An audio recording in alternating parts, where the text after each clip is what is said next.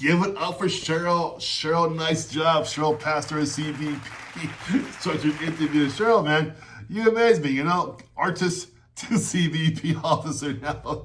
Good job with that. I'm very proud of you. Jake, nice job. I get your story. We know your story already, Jake. I'm proud of you, man. You overcome a lot of stuff. Jake is awesome. Jake, want to tell you guys, he's a single dad, 2 kids. He passed his interview as well. So good job, you, Jake. Blessings for you, man. I wish you the best, of course, right? Gotta give it up for Simi. Simi also passed. Simi, nice job for you, CBP. Good job.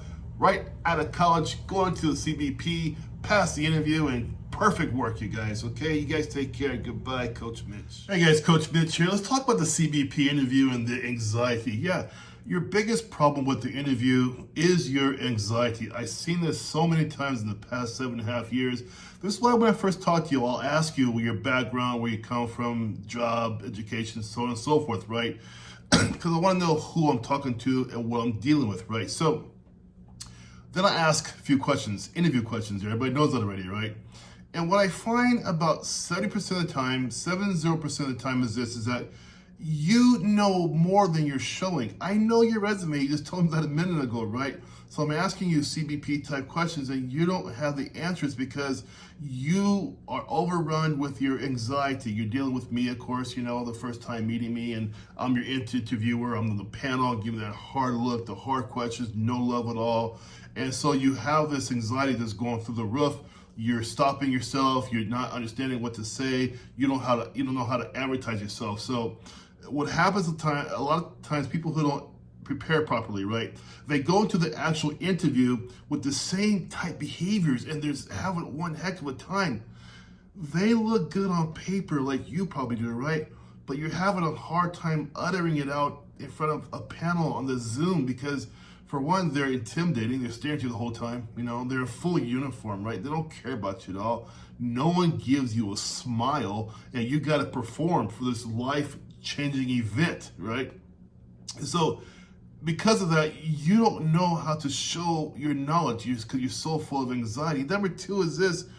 Anxiety is making you ramble because when you're nervous, your brain starts to move faster than your mouth, right?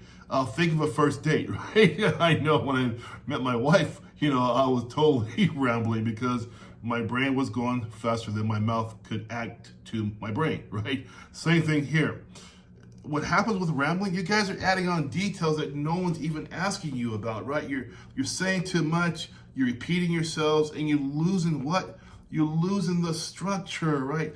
The question, it's a structured question, and they're asking this question in a structured way, so they want a structured answer. But because, number 1, many of you go into the interview thinking it's going to be a civilian type interview. So you're not even thinking about a structure, right? You're thinking, I'll just go there and wing it, right? I'll do my best, or be whatever you say, right? And number 2, even if you understood there's a structure involved, you don't know how to answer it in that way because you haven't got any real life practice with the CBP interview. You guys, I say this all the time, almost every video. It is not a civilian interview. Throw away that star stuff. It's not going to work in this interview for CBP. It doesn't line up. It just doesn't. This is why they have a 60% fail rate because of that. A fail rate, right? Because you don't understand. So you're getting nervous and all. This panel here, they're not judging you by how much you say, right? Blah, blah, blah, blah, blah. They're not judging you for that. They're judging you on how clearly you communicate the answer in a structured way with a law enforcement understanding to their question. That's what they're judging you on. And this is where many people have a hard time. Anxiety also, number 3, makes you sound less confident than when you really are. I know this myself because in my coaching program, the first time I interview you, from interview 2 or interview 3, it's like night and day. It's like, who is this person in front of me? Because we hit interview 3, you guys are coming out strong and heavy. You're doing great answers because you're ready.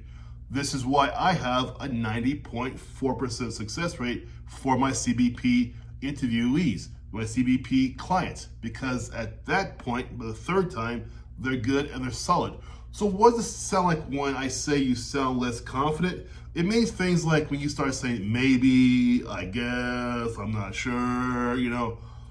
Who do you know in law enforcement who talks that way?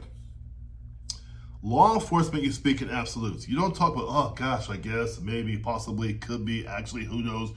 That's not how they talk, right? So you know what the answer really is, but because you're not ready, because you're full of anxiety, out come the maybes, out come the I guesses, I'm not sure, possibly, right? And it sounds terrible. This panel is judging you for how you demonstrate confidence, not the confidence you have inside. No, no, no.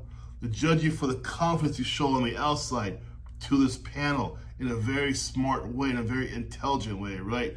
Number 4, this happens all the time, and I intentionally put traps in you on purpose to see how you do.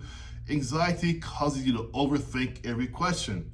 I intentionally put what I call my traps in there to see how you do with the questions I'm asking you. So you're thinking, instead of answering the question, right? They start to think about how to answer this the perfect way. How can I give the perfect answer? You're thinking, what do they want me to say, right?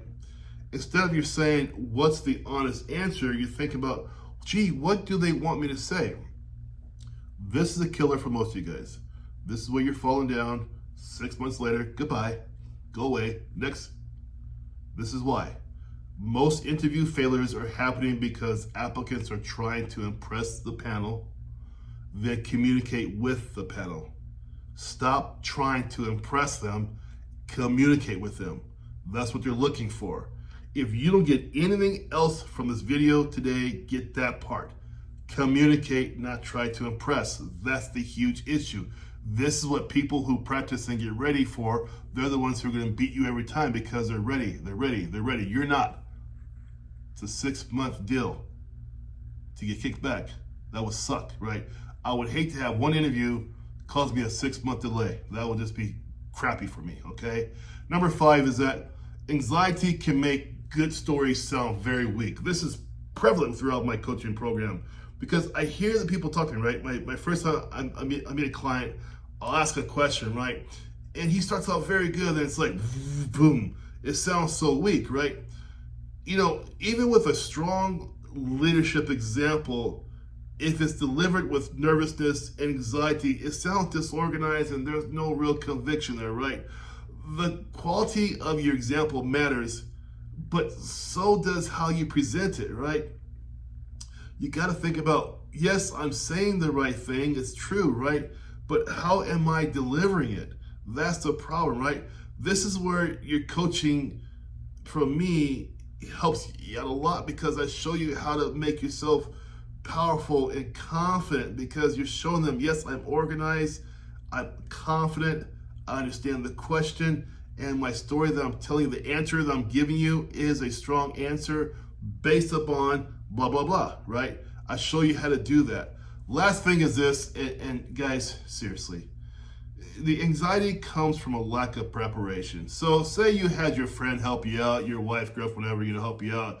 Coach Mitch, my girlfriend helped me out and I still didn't pass. Well, the question I always ask every time is, how did she know whether or not you were qualified to pass in the first place? How does she know you answered the question the right way?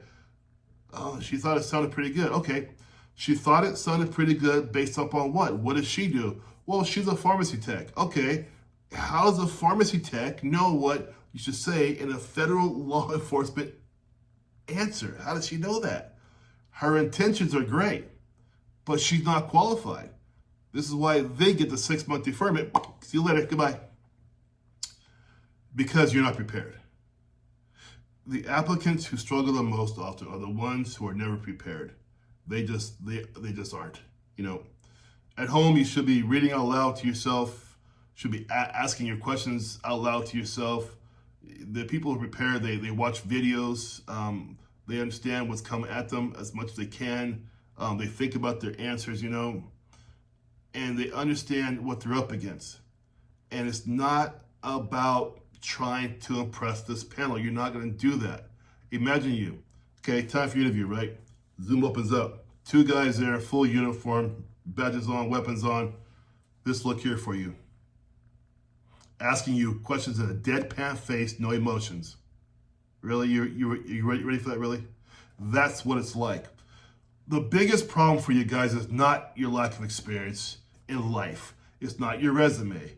are your qualifications. It is your anxiety that is knocking you out of the game every time. The good news is this. I show you how to reduce anxiety through my coaching program because I prepare you, I structure you, and we practice, and we practice. People know already.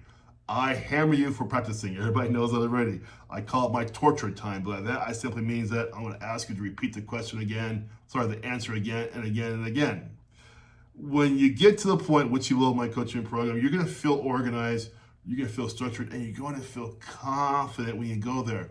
I hear this all the time. I get emails every single week for 7 years. Coach Mitch, I passed. I'm like, yes, of course you did. Coach Mitch, I passed. Yes, of course you did. You know, Coach Mitch, you're right about that. Yes, of course. Keep going, doing good, doing good, doing good. Don't let your anxiety kick you back for 6 months. Take the time to study and to practice. If those of you who are serious about this, really serious about this career change, you want the real help from me, no problem at all, get into my description down below. From there, you'll get into my calendar on your own accord to find a time and date according to yourself. And then you'll be in my coaching program and you and I will go through this together as a team. I have a 90.4% success rate for a reason. I care, I give a damn. That's why I do well. My success is tied to your success. I would not be here for 7.5 years. It just wouldn't happen. You guys, I wish you the best. Take this interview serious. Do not bring your civilian mindset to this or you're going to fall on your face. Guaranteed. Take care, you guys. Have a good night. Bye-bye.